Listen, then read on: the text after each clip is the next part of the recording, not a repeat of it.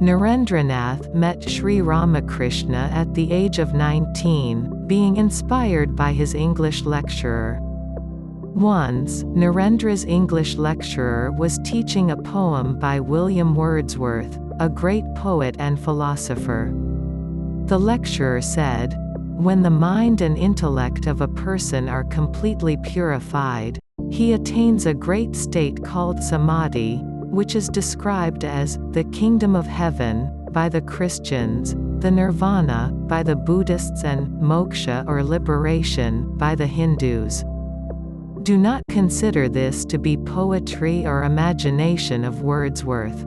You may think that the purest of the pure might have existed in the ancient era only and not in this modern era. But there is a village called Dakshineshwar, which is very near Calcutta. It is the residence of a sage called Sri Ramakrishna Paramahamsa, who has attained the same state of samadhi as described by Wordsworth. Therefore, if you want to see a person who has attained the state of samadhi described by Wordsworth, you can visit Sri Ramakrishna Paramahamsa.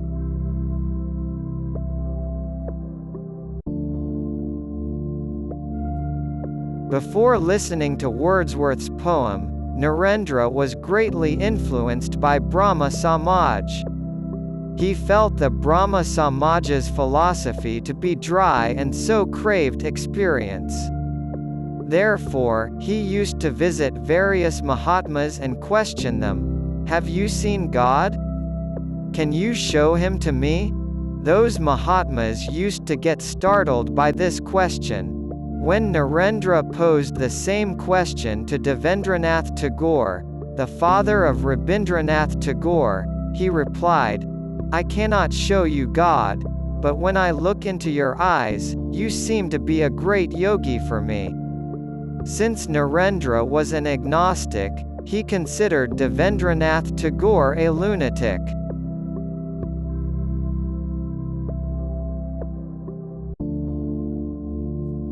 After listening to Wordsworth's poem, Narendra did not visit Sri Ramakrishna immediately.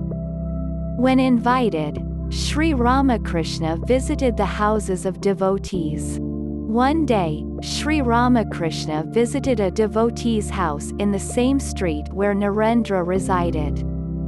Narendra was an excellent singer.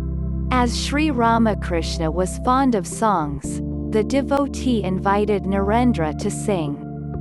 Narendra sang the songs of Saint Sordas. Sri Ramakrishna looked intensely towards Narendra. Before dispersing, Sri Ramakrishna said, "Narendra, promise me that you will visit Dakshineshwar very soon."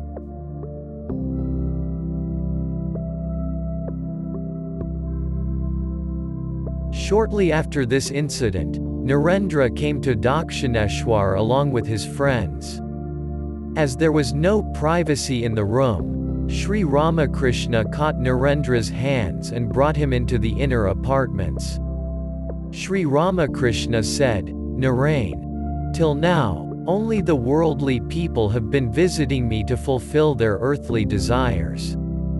Can the worldly people ever understand the essence of truth? I have become deaf in listening to these worldly talks. Finally, today, I see a devotee, in the form of Narendra, who is ready to surrender his life for the welfare of humanity.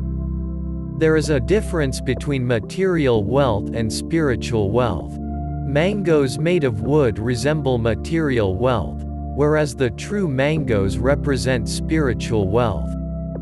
Today, somebody who deserves to inherit my spiritual wealth has come to me. Therefore, I am delighted." When they came out, Sri Ramakrishna, unable to resist his intense love flowing out from the depths of his heart for Narendra, wanted to feed Narendra some sweets with his own hands. However, Narendra refused to eat till his companions were also fed. Narendra left after being fed.